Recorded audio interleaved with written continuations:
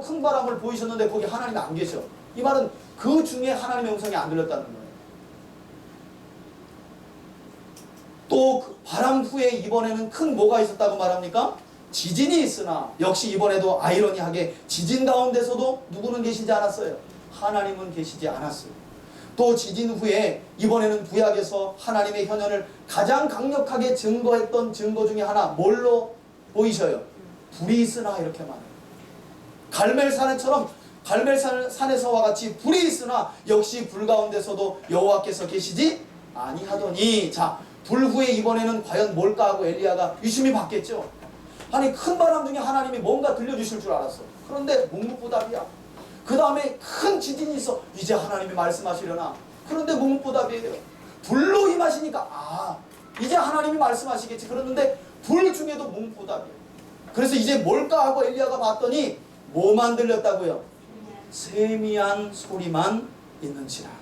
여러분 이 세미한 소리를 듣고 13절에 보니까 엘리야 선지자가요 갑자기 선지자의 권위를 상징하는 겉옷으로요 자기 얼굴을 확 가리더니 불 어귀의 섬에 소리가 그에게 임하여 이르시되, 뭐라고 다시 한번 하나님이 되질문하시는 거예요. 엘리야야 내가 어찌하여 여기 있느냐. 그런데 문제는요 엘리야 선지자가 아직도 하나님의 이 질문의 의도를 파악을 못해요. 그래서 이번에도 똑같은 조금 전과 같은 대답을 해요. 14절에 보니까 그가 대답하되 내가 만군의 하나님 여호와께 열심히 유별하오니 이는 이스라엘 자손이 주의 언약을 버리고 주의 제단을 헐며 칼로 주의 선지자들을 죽였음이오며 누구만 남았대요? 오직 나만 남았거늘 이제 그들이 남은 내 생명을 빼앗으려 하나이다. 여러분 이 엘리야 선지자의 대답을 가만히 듣고 있으면요 이런 뉘앙스가 들려요. 하나님 이젠 정말 뭐라고요? 끝입니다. 모든 이스라엘 백성들은 하나님과의 언약을 버렸고 심지어는 하나님의 선자들을 모조리 다 죽여버렸습니다. 그리고 누구만 남았다는 거예요? 자기만 홀로 남았습니다. 그리고 이제 저마저도 죽이려 하니 이제는 하나님 모든 게 끝났습니다. 이런 뉘앙스를 다시 한번 하나님께 대답하는 이 엘리야 선지자의 말에 이런 뉘앙스가 담겨져 있는 거예요.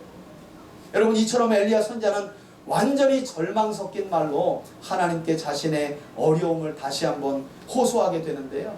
그런데 그 다음에 나오는 하나님의 대답을 들어보시면 놀랍게도 완전 자포자기, 좌절, 실패감, 영적인 공허함에 사로잡혀가지고 차라리 죽여주십시오 하고 있던 이 엘리야 선지자에게, 그리고 모든 것이 끝장났습니다 라고 자포자기하고 있던 엘리야 선지자에게 하나님은 다시금 바로 이 호렙에서 세미한 음성 중에 새로운 소명을 주시는데요. 15절 보세요. 여호와께서 그에게 이르시되 너는 내 길을 어떻게 하랍니까?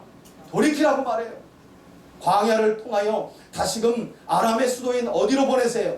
다메섹으로 가서 거기 이르거든 당시 아람왕의 군대장관이었던 하사엘이라고 하는 군대장관에게 기름을 부어 그를 아람의 왕이 되게 하고, 이것이 바로 모든 것이 끝났다고 여겼던 엘리야 선지자에게 하나님께서 주신 첫 번째 사명이죠.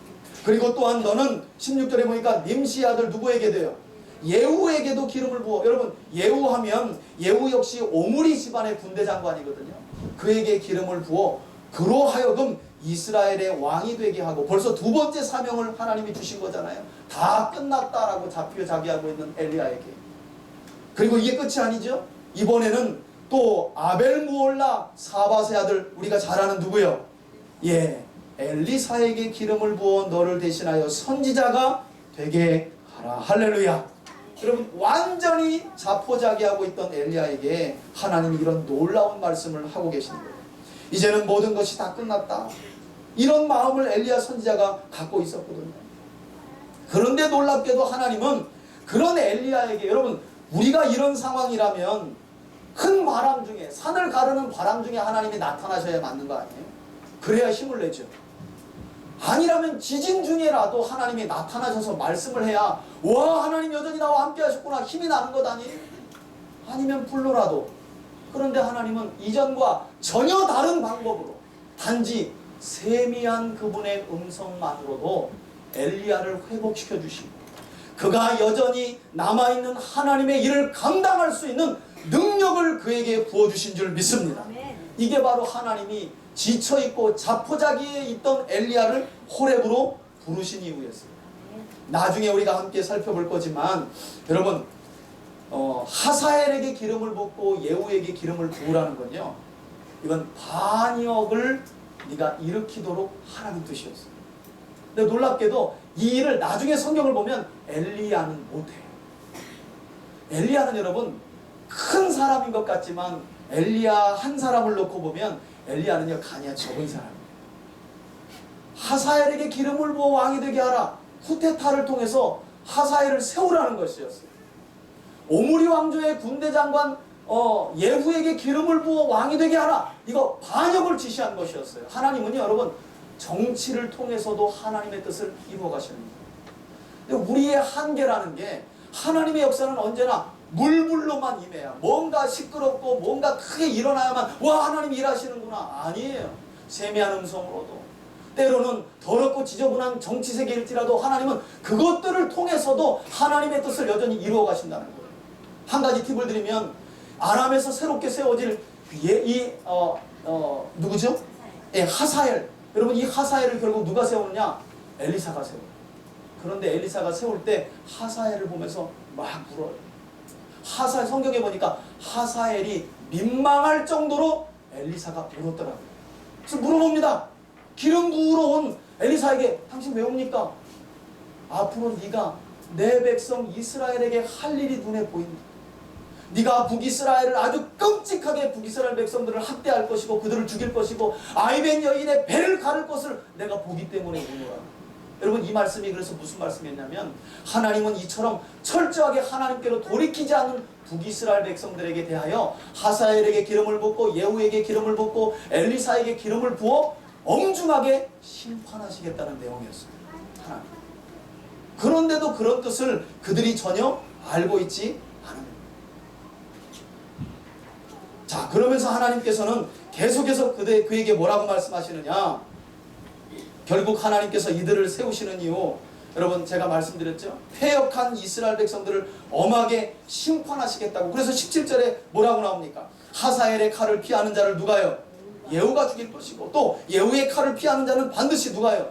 엘리사가 모조리 다 없애버릴 것입니다. 하나님의 무서운 그리고 엄중한 심판의 예언이었습니다. 자, 18절이 그럼에도 불구하고 중요한데요. 그러나 나오죠? 다 같이 읽어봅시다. 시작. 그러나 내가 이스라엘 가운데 그들은 다 바알에게 무릎을 꿇지 아니하고 바알에게 뭐야? 입맞추지 아니한. 여러분 놀랍게도 이 본문을 누가 신약에서 인용하고 있느냐? 바울이 로마 교회에 보내는 편지에서 이 본문을 그대로 인용합니다. 그런데 놀랍게도 바울이요 로마 교회에 그 갱그리아 교회 여집사 베베를 통해 로마 교회에 보내는 편지 11장에 이 본문을 그대로 언급하는데 이 7,000명을 바울은 뭐라고 하느냐? 이렇게 설명하고 있어요. 이들은 하나님께서 전적인 그분의 은혜를 따라 택하심으로 남겨둔 자들이다. 이렇게. 그들의 열심도 열심이지만 누가 택하셨다고요? 하나님이 택하신 거예요. 오늘 우리 박 집사님이 이 시대에 우리가 7,000인이 되게 해달라고 기도하셨는데 여러분 이거요 우리 열심으로 되는 거 아니라는 거예요. 하나님이 그분의 은혜를 따라 전적으로 어떻게 하신 자들이라고요? 택하신 자들이라는 거예요. 할렐루야. 그러니 우리가 이런 말씀 안에서 어떤 교훈을 얻을 수 있느냐? 여러분 아무리 열심히 특심인 성도라 할지라도요 우리가 이런 마음은 가지면 안 돼요. 나 같은 의인은 우리 교회에도 더 이상 없고 이 세상에는 없겠지. 나같이 하나님을 향하여 열심히 하고 헌신하고 봉사하고 열심히 하나님을 경외하는 사람은 없겠지. 이런 교만 떨 수 없다는 거예요. 왜? 나 같은 믿음을 주신 분이 누구이기 때문에? 하나님이기 때문에. 바울이 그 고백을 하는 거예요. 그것은 하나님의 은혜를 따라 택하심으로 남겨둔 자들이기 때문에 그렇다는 거예요. 그러니 내 열심을 가지고 뭘 했다고 해서 하나님 제가 이렇게 했는데 그럴 수 없다는 거예요. 하나님의 은혜가 저와 여러분들을 세워가는 줄 믿습니다. 전적인 은혜라고 말합니다. 자, 이렇게 해서 엘리야 선지자는 이와 같은 영적인 공허함과 허탈감의 상황 중에 정말 큰 바람이나 지진과 불로 말씀하실 줄 알았는데 너무나도 심플한 거예요. 세미한 음성 중에 다시금 하나님으로부터 새로운 사명을 받고요. 새로운 사명자의 길을 걸어가기 위해 이제 자신이 온 길을 하나님 말씀에 순종하면서 되돌아가는데요. 그 내용이 19절 이후에 나와요. 자, 19절 보세요. 엘리야가 거기서 떠나 사밧의 아들 누굴 만났대요? 예, 엘리사를 만나니, 여러분 드디어 이제 하나님께서 엘리야 선지자에게 새롭게 부어주신 세 가지 사명 중 한 가지가 이루어지고 있는 장면이잖아요. 이때 엘리사는 뭘 하고 있었느냐? 12겨릿소를 앞세우고 밭을 가는데 자기는 12겨릿소와 어떻게 해요? 함께 있더라. 그러니까 겨릿이라 그러니까 요즘 말로 잘 몰라요. 이게 짝을 말하는 거예요. 그러니까 여러분, 엘리야가 하나님께 호렙산에서 소명을 받고 가는 길에 엘리사를 만나는데, 엘리사가 뭐하고 있냐면 농사꾼인 거예요. 근데 12겨릿소를 가지고 밭을 갈고 있어요. 겨릿은 짝이에요. 그러니까 소가 몇 마리예요? 딱 여러분 듣기에도, 여러분 과거 생각하면 이분은 어떤 분이에요? 재력가요. 보통 농부가 아니에요. 분홍이에요, 분홍. 지금으로 말하면 트랙터 24대를 깔아놓고 밭을 그냥 한 번에 가는 거예요. 그런 모습을 엘리야가 본 거예요. 그런데 여러분, 그 이후의 내용을 보면, 우리는 이 내용을 보면 우와, 엘리사가 엄청난 분홍이었구나, 여기에 우리 눈이 회동거려지는데, 엘리사의 진가는 그가 가진 재력에 있지 않았어요. 더 놀라운 건 그만큼 풍요롭고 재력을 가진 분홍 엘리사였는데, 하나님을 만날 준비를 이 사람이 늘 하고 있었다는 거예요. 하나님의 컬링에 준비가 된 사람이었다는 거예요. 그래서 그 뒤의 내용을 보시면요, 자, 엘리야가 그리로 건너가서 갑자기 뭘 벗어서 엘리사에게 던져요? 겉옷을 그 위에 던지니, 말씀드린 것처럼 선지자의 겉옷은 그의 권위를 상징하거든요. 그리고 엘리야 선지자의 이런 좀 아이러니한 행동은 어떤 점에서는 엘리사를 시험해보기 위한 방편이었는데요. 그랬더니 20절에 엘리사가 그가 그 즉시로 손을 버리고 누구에게 달려가요? 한 번에 알아봐요. 엘리야에게로 달려가서 이르되, 엘리야 선지자가 아무런 말도 하지 않고, 여러분 보세요, 단순히 그 옷만 엘리사 앞에 던졌을 뿐인데, 엘리사가 이에 대해 뭐라고 대답을 하는 거 봤더니, 선생님 청하건대 나를 내 부모와 뭐라고요? 이별의 입을 맞추게 하소서. 그리한 후에 내가 누구를 따른대요? 선생님을 따르겠나이다 하니, 엘리야가 그때서야 그에게, 여러분 그 뒤에 나오는 엘리야 선지자의 행동을 보면 또 더 기가 막혀요. 아주 시치미를 뚝 떼면서 뭐라고 하느냐면, 돌아가, 내가 내게 어떻게 뭘 했냐, 이 말은 여러분, 내가 너한테 뭐라고 그랬어? 옷 하나 던졌을 뿐이지 뭐 네가 하고 싶은 대로 해. 이렇게 좀 얼버무리는 말로 시험을 분명히 해놓고, 제가 선생님을 따르겠습니다 그랬더니, 내가 뭐라고 그랬냐? 네가 하고 싶은 대로 해. 또 이렇게 그냥 얼버무려요, 엘리야가. 여러분, 그리고 나서 21절 말씀을 보니까 엘리야 선지자를 통해 이 부르심을 받은 엘리사가 그 길로 떠나서 돌아가서는 한겨리 소를 잡아다가, 그러니까 소 몇 마리요? 2마리를 때려잡은 거죠. 그런 뒤에 밭 갈던 소의 농기구까지 싹 다 불살라가지고요, 장작 삼아서 그 고기를 삶아 동네 사람들에게 나눠준 거예요. 이런 행동이 뭘까? 여러분, 학자들은 이런 행동을 2가지 의미로 봐요. 첫 번째는 하나님의 부르심에 감사 제사를 드렸다는 거예요. 첫 번째, 여러분 엘리사의 입장이 되보시라니까요. 밭을 가는데 12겨릿소를 가질 만한 재력이 있어요. 세상 재미가 솔솔한 사람이에요. 당시 선지자의 길은 부름받아 너 죽은 몸이네요. 왜냐하면 아합과 이세벨이 살아있으니까. 그러나 그럼에도 불구하고 엘리사는 그 모든 것을 내려두고 하나님의 부르심에 뭐 했다는 거예요? 감사했다는 거예요. 그런 믿음이 있는 저와 여러분들이 되길 주의 이름으로 축원합니다. 2번째 여기에 담겨진 의미는요, 엘리사의 이런 행동은 과거와의 단절을 선포하는 행동이었다는 거예요. 그가 뭘 불살라요? 12겨릿소의 소의 농기구를 모두 다 불살라버린 거예요. 여러분, 예수님이 제자들을 부르면서 뭐라 그래요? 쟁기든 자는 반드시 어디를 보지 말라고 말해요? 뒤를 보지 말라고 그러잖아요. 부르심 받은 그 길을 따라가라고 말하잖아요. 어떤 점에서는 새로운 사명을 받아 이제 반역을 통해 하나님의 역사를 이루어가는 데 있어서 두려움을 가진 엘리야보다 오히려 그의 제자로 세워질 엘리사가 더 나은 믿음으로 보여요. 그 엄청난 재력을 가지고도 오단골 던지는 것에 하나님이 나를 부르신 거구나. 여러분, 이 정도 영적인 센스와 감각이 있는 사람이라면 하나님이 반드시 들어 쓰실 줄 믿습니다. 이제 앞으로 보겠어요. 여러분 가정을 가서 제가 양복의 겉옷을 휙 던지고 나올 거예요. 아, 목사님 이 옷을 주고 가시는구나. 이렇게 하면 그만은 회개하셔야 돼. 아, 목사님 우리 교회에서 하실 일이 있어서 뭔가를 지금 부탁하시는구나. 아, 이렇게 아셔야지. 목사님이 양복이 많으신가 보네. 이제 보겠어요. 말씀을 들었으니까. 여러분 놀랍지 않아요? 그 옷 한 벌 던지는 것을 통해서 하나님이 나를 보시는 거예요. 그것에 감사하여 감사제사를 드리고 과거의 단절을 선포하면서 농기구를 모두 다 불살라서 백성들에게 이웃들에게 나눠줘요. 그리고 그가 드디어 엘리야를 따르면서 그의 뭘 들었답니까? 수종을 들어요. 언제까지 수종을 들으냐? 열왕기하 2장에 보면 엘리야 선지자가 불병거와 불말을 가지고 하나님이 엘리야를 데리러 왔을 때 회오리 바람을 타고 산채로 하나님 나라에 들어가는 모습을 볼 때까지 끝까지 여러분 엘리야를 따랐던 사람이 바로 엘리사예요. 그래서 이제 우리 조금 후에 보면 한 달쯤 올 텐데 그동안 여러분들이 그렇게 아이러니하고 풀리지 않고 왜 이런 내용이 기록된 거야 하는 열왕기하 1장이 이제 곧 풀릴 거예요. 그 당시에 수많은 선지자들이 있었다니까요. 선지 생도가 너무 많았어요. 그러나 그들은 곧 하나님이 회리바람을 통해 엘리야를 데려가실 것을 여러 번 알고 들었음에도 불구하고 끝까지 엘리야를 쫓아간 사람은 누구밖에 없다? 엘리사뿐이고 없어요. 그래서 엘리야의 겉옷을 그가 받고 그보다 갑절의 능력을 가지고 여호와 그가 구원이시다 하는 놀라운 기적을 베풀 선지자로 세워지게 됩니다.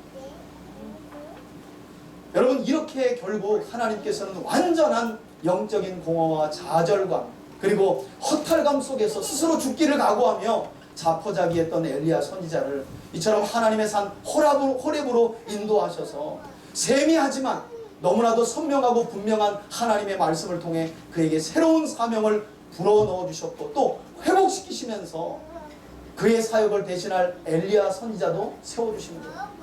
저는 오늘 말씀을 준비하면서요 제 마음에 큰 소원 한 가지를 품게 되었어요. 그게 뭐냐? 그것은 저와 여러분들이 섬기는 우리 3대 교회가 바로 이 시대에 엘리야를 회복시키고 또 그에게 그를 새로운 사명자로 세웠던 우리 교회가 호렙산이 좀 되었으면 합니다. 할렐루야. 여러분 오늘날 한번 우리 주변에 보세요. 우리 주변만 해도 얼마나 많은 그리스도인들이 낭망하고 있어요. 한때는 날고 기는 경험을 했다는 거예요. 성령 체험하고 기도할 때마다 하나님이 놀랍게 역사하시고 그러나 지금은 어떤 상태?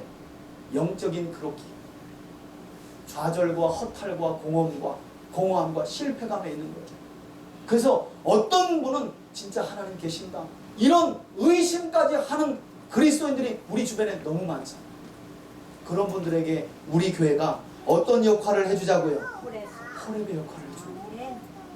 하나님은 바람과 지진과 불로도 역사하지만 무엇으로도 세미한 음성 얼마든지 하나님의 사람들을 회복시켜 주시고 할렐루야 새로운 사명을 주셔서 마지막 갈 길까지 걷게 하시는 하나님이심을 우리 교회가 이 시대에 이 사명을 가지고 나타내며 보여줄 수 있기를 예수님의 이름으로 축원해 드립니다. 아멘. 여러분 생각해 보세요. 한때 우리가 이런 엘리야와 같은 상황 아니었어요.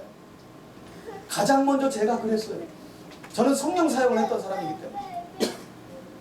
그런데 그 이후에 오는 영적인 공허함과 좌절과 실패 어떤 것으로도 채울 수 없더라고요.